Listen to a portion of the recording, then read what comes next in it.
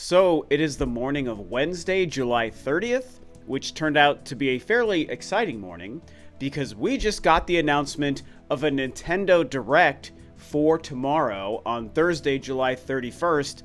However, it turns out that Nintendo Direct is actually a partner showcase. Nintendo sent out this tweet early in the morning when I was still sound asleep that said, "Join us for a Nintendo Direct partner showcase tomorrow, July 31st at 6 a.m. Pacific time," which is my time. Tune in for roughly 25 minutes of information on upcoming Nintendo Switch 2 and Nintendo Switch games from our publishing partners. Now, this followed weeks of speculation and rumors on the internet about a Nintendo Direct in July, which is kind of par for the course whenever we go any length of time without a new show or a showcase from Nintendo. That's what starts happening on the internet. That's what starts happening in the Nintendo community. It's definitely what starts happening on YouTube, and that's been the case. However, the past few days had what I consider to be more significant and believable rumblings, most specifically Nate the Hate, making it known that he felt that there was going to be a Direct this week. I also felt that it was going to happen this week, going back to last week. Obviously, I didn't make a video about it because my video cadence is a lot slower nowadays than it has been in years past. So I didn't discuss any feelings or thoughts on any of those rumors and whatnot about a Nintendo Direct throughout the entire month. But I certainly believed that there could be one this week, and it turns out that there is, and it's a partner showcase, as I said. And of course, being a partner showcase for the first Nintendo Direct in the Switch 2 era, of course I'm not including the Donkey Kong Direct and all that stuff. So after the Switch 2 released, the first new Nintendo Direct, it's a partner showcase, it's third-party publishing partners and all that good stuff. Obviously, like I said, brings a lot of emotions, and people have mixed feelings on if this is a good or a bad thing. Now, I also have some mixed feelings on this, of course. I'll talk about the positive first, though, which is that it's still a Nintendo Direct, and with the Switch 2 out, and with all of us waiting for new news and game announcements and release dates for games on the Switch 2, because it's a brand new Nintendo generation, it's nice to be getting something.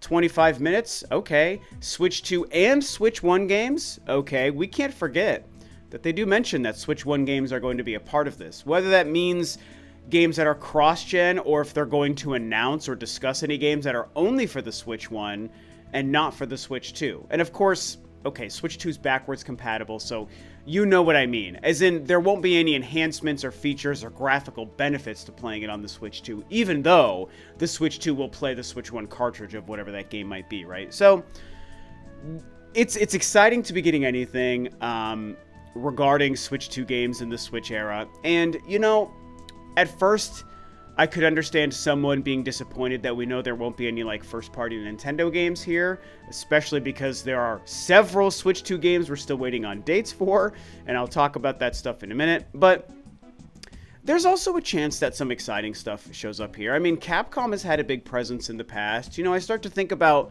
what they could show that would just get me excited, and if they talk about Resident Evil content or something for the Switch 2 in this Direct from Capcom, that would be really fantastic.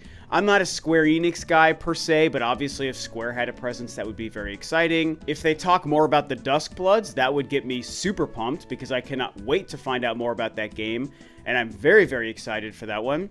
They might confirm that Call of Duty Black Ops 7 will be the first Call of Duty game to come to a Nintendo console. I think that will happen already, and this is probably a great opportunity for them to do that. And so we have to remember, for those of us out there who see this and they get really upset or really disappointed, and what about first-party Nintendo games? We don't want a partner showcase. I think it's worth noting that at this point, a month and a half, you know, almost 2 months into the life of the Switch 2, at some point, Nintendo needs to focus on third-party developers. And all these third-party companies that have games coming to the Switch 2, whether they're big AAA games or medium-sized games or indie games, they need to get their messaging out too. And so what I think and hope is happening is that Nintendo has a bigger show planned for very, very soon after this show happens. Not necessarily September. Maybe it's going to happen in August. You know, fingers crossed for something a little bit weird this year. And so maybe they have something planned, but before they get to that big Direct, all these other third-party companies just have been telling Nintendo, yo, you got to announce and discuss our games as well. And so Nintendo maybe put together a partner showcase to give time and an opportunity to discuss all these other games that these third-party companies are waiting for Nintendo to tell us about. And look, man, I'm not the biggest fan of partner showcases historically. I can't think of very many big game announcements from a partner showcase that got me excited, or any partner showcase that I just considered to be very good or entertaining. I think Monster Hunter Rise being announced at a partner showcase is probably, at least it's the first thing that comes to mind as the biggest and most exciting moment that I can think of. In the very early days in 2020, when they started giving us these in lieu of a regular direct because COVID was brand new and it was crazy, those first few partner showcases were pretty bad. There really was nothing redeeming about those, right? And I remember talking about those on videos at the time. So I get it. You know, they don't necessarily have the best track record of having the biggest announcements, but I think that, like I said, simply because they probably need to just open the floodgates on some of these third-party titles. And I do expect a lot of indie games and a lot of farming simulators and unexciting games and whatnot. I understand, I think, why they're doing this, and I really just hope it means that there's a regular direct planned for just a few weeks later or something significant. Because, if I'm being honest, I don't expect anything really huge and exciting to come out of this show. Like, honestly, it's 6 a.m. tomorrow morning. I am not waking up to watch this, you know? If I miss a big announcement, okay, I'll deal with the ramifications and I'll learn about it after the fact, and I'm just going to wake up and see, okay, what was shown in the partner showcase this morning. But I'm not waking up at 6 a.m. to watch this thing. No way. Now, the other element I, of course, have to touch on here, I'm obligated to talk about, is the lack of Metroid Prime 4. The main thing, the first thing I thought of when I saw that the direct for tomorrow was a partner showcase was, well, there goes Metroid Prime 4. I'm not getting Metroid Prime 4 news tomorrow or this month or in the next Nintendo Direct. I'm not getting the release date that we are all waiting for. It's all third-party games, no Metroid, and so that immediately took all of the wind out of the sails for me when it came to looking at this as an exciting show anyways. And that does, in some ways, speak to some of the larger issues and why a lot of people are disappointed, and why, again, I share some of that disappointment, even though in the same breath, I'm glad to be getting anything, and I'm excited to see if there are any cool games, and I understand why they're doing this, right? Like, there are two sides to my brain here, and I can see the good and the bad of it. But when we talk about the larger problem, the lack of Metroid Prime 4 speaks to that, because we're not going to get Nintendo first-party content in this show. And yeah, Metroid Prime 4 is the biggest, most high-profile, and most exciting game we're all waiting on a release date for. They're telling us Prime 4 is 2025, and hello, how much time between the announcement of the date and the release of the game are you going to give us? Like, I'm starting to wonder if the game might actually be 2026, and I've been pushing back against that for a long time. But after the announcement of this partner showcase, I'm starting to believe, yeah, maybe it is going to be next year. But either way, let's not get ahead of ourselves. The point is, because they can't give us dates on Metroid Prime 4 or dates on Kirby Air Riders 2 and Hyrule Warriors Age of Imprisonment, you know, a couple of big games that we know are coming out this year that we don't have any dates on, it's like, well, we're not going to get those in this partner showcase. So why was a partner showcase the thing you chose to do? Why not do a regular direct and talk about third-party games? Because we can't forget, you guys, regular Nintendo Directs, they always feature a few first-party Nintendo games and announcements, but they're probably like 70-ish% still third-party games and indie games and stuff like that, right? I mean, if you look at the makeup of a regular direct, it's probably something like that. We're somewhere in the range of 60-40 or 70-30 in favor of third-party games. And then we get the first-party stuff that gets us even more excited. And so it's usually a pretty strong balance. And so if they're doing 25 minutes of third-party games tomorrow, why didn't they make this a 45-minute direct or a 40-minute direct, add another 15 or 20 minutes, and all of the 25 minutes worth of content that's going to be in the show tomorrow anyway for third-party games, you keep that in there, but then you add in, you don't even have to give me a trailer for Metroid Prime 4. I've seen the game. Give us a date. Just show us something. Talk about Metroid Prime 4. Talk about Kirby. You could talk about Pokemon again. Well, there was a Pokemon show recently, but whatever. Talk about Pokemon again. talk about Hyrule Warriors and whatever else I'm brain farting. That Dragon Drive game is coming out soon, and there's got to be at least another. Oh, the Splatoon spin-off game.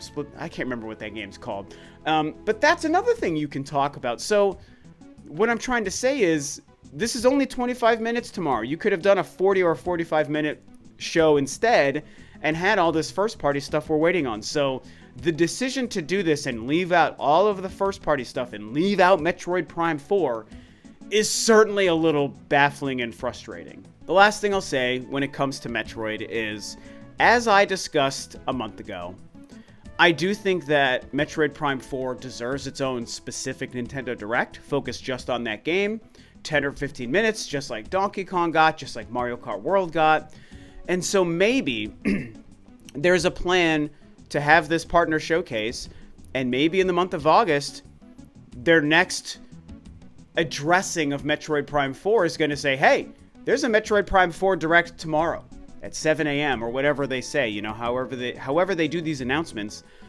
And they say, here's a Metroid Prime 4 Direct tomorrow, 15 minutes about the game, and we'll see you then. And then they just give us a show detailing elements of the game, the story, the gameplay, the changes, the graphics, the Switch 2 enhancements, all that stuff, and, of course, a release date. That is wishful thinking in a lot of ways, because I feel like a Metroid Prime 4 Direct, in theory, would come after they've already told us the date, and in preparation and build up to the release date itself, like 3 or 4 weeks before the game is supposed to come out. But this, you know, Nintendo might decide to do things different this year. They might decide to do things different in the Switch 2 era going forward. And so, like I said, wishful thinking, but a lot of people have been talking about a Metroid Prime 4 Direct. Again, I made a video all about it a month ago myself, so I've also been thinking about it. And so maybe that's part of their plan, is they're not talking about Metroid tomorrow because they're doing a Direct sometime soon. But again, we still need that date. And I am starting to worry that the game is going to get delayed until 2026. And like, I'm a patient guy. I've been patient this whole time, and I can continue to be patient, but if anything, it's just so confusing. At this point, my frustration is almost less about the fact that I can't play Metroid Prime 4 yet, and more about just not understanding what they're doing and why the release date is staying so silent. We've had to wait and crawl through a desert of emptiness for years, over and over and over again, for every single tiny morsel about Metroid Prime 4 for over 8 years, just to see the game, just to learn that it was canceled and rebooted, just to see a trailer, just to get a release year, just to see a Switch 2 version, just to wait for a release date. Like, oh my freaking god already. Like, you gave us 17 minutes of gameplay at the Treehouse. The game has to be ready to ship. So like, if it's 2025 like you've told us, bro, give us the goddamn release date already. Like, this partner showcase was such a stab to the heart when it comes to Prime 4, which is literally the most important thing keeping me excited about anything video game related right now. And so, anyway, this is turning into a different conversation at the end, and now I'm pouring my heart out about the pain of waiting for a release date for Metroid Prime 4. So clearly that's a sign I gotta wrap this up. So, you've heard my thoughts, you've heard me break this down. Partner showcase tomorrow. What do you guys think? Are you excited? Are you not excited? Share your thoughts below. Thank you for tuning in, and I'll see you next time.